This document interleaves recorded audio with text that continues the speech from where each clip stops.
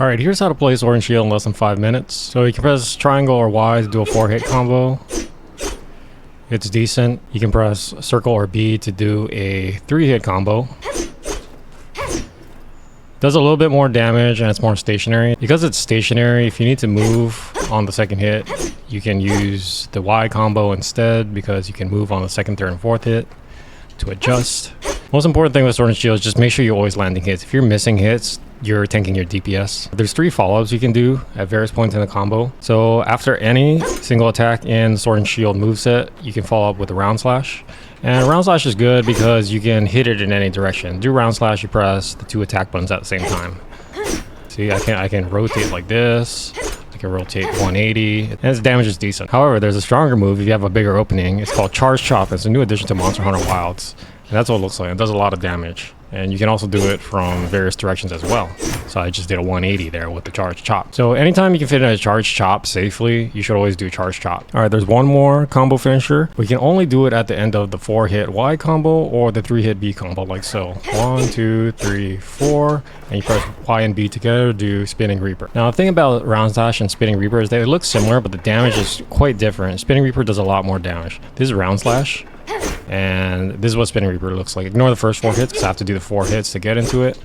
That's Spinning Reaper. It looks a little bit more violent and it does do a little bit more damage. But just beware, it looks very similar to Round Slash. Additionally, I can do Spinning Reaper after the 3-hit B combo, like this. So to go with Sword and Shield, damage-wise, you always want to hit as many Spinning Reapers as possible because it does a lot of damage in this game. There's reasons why you didn't want to do it in Rise, but in Monster Hunter Wilds, you want to hit as many Spinning Reapers as possible for big PP damage. Let's talk about gap closers. So first gap closer is the one from Monster Hunter World, and you press Y and B together while stationary, and you do an advancing slash. And it's pretty good. It covers a pretty decent distance. And its damage is okay. The new gap closer is if you hold guard, which is R2, and then you press Y, you'll do something called a sliding swipe. And it goes a little bit farther, and the motion value on it is a little bit more than advancing slash. So you use sliding swipe over advancing slash if you need to cover more distance. Remember, always make sure you use the right move that can ensure that you land the hits. Otherwise, you're doing doo-doo damage. If you press control stick and B or circle on PlayStation, you can do a 3-hit shield combo.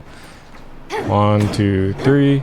The damage on it is not that good, but the reason you do it is because you land these bash hits on the monster's head for KO damage. KO damage is going to give you a topple, so you should always try to get at least 1 KO topple for every monster. It's usually worth it because once you KO top of the monster, you can do big damage while it's on the ground. Okay, so what's the biggest damaging combo? Well, in previous Monster Hunters, it was Perfect Rush. You do that by doing this, and this, and this, and this, and this. In this game, it sucks. Don't do it.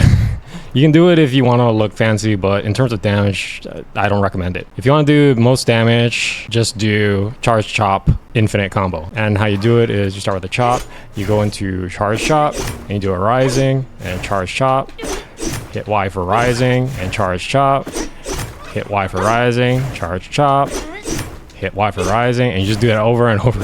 And it's the most damage efficient combo in the game for Sword and Shield right now. That could change with the full release and get elemental damage or things are updated, but for now, it does the most damage and does even more damage than Perfect Rush. Okay, let's talk about the strongest feature, which is updated for Monster Hunter Wilds, and that's the shield. The shield is actually very strong in this game, and let me show you why. Press R2 to guard. The thing with the shield is, if you time your guards perfectly, you can land a perfect guard, and perfect guard has a lot of strong follow-ups. So you just press Y after a perfect guard, and you do a perfect guard and a counter slash like this. Guard it, press Y. That attack power is actually quite strong for the amount of time it takes, so I honestly think counter slash from that perfect guard is actually one of the strongest moves in Sword and Shield moveset because it just takes so little time to do it. You can do various things out of it. You can do a round slash out of it, you can do a charge chop out of it. So watch, if I go and let's try perfect guard, and then I can do a charge chop here, or I can do a perfect guard and go into chops and just continue the combo. All right, so here's a perfect guard into counter slash into round slash. That's a pretty good option too.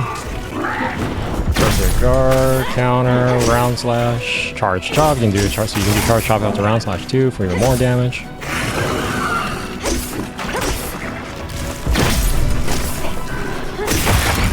All right, the focus strike, it's pretty good. It actually pops all of the wounds when you do the focus strike if the monster has multiple wounds. Press left trigger plus R1 to do it. And you can press Y or B. That's why you press B to do a falling bash after. The falling bash does a little bit more damage on the follow-up, but both are pretty good. And here's a clash. Spinning Reaper after kind of sucks because sometimes they go too far, so Charge Chop is usually a better option. Alright, that's it, and now you know how to play Sword and Shield.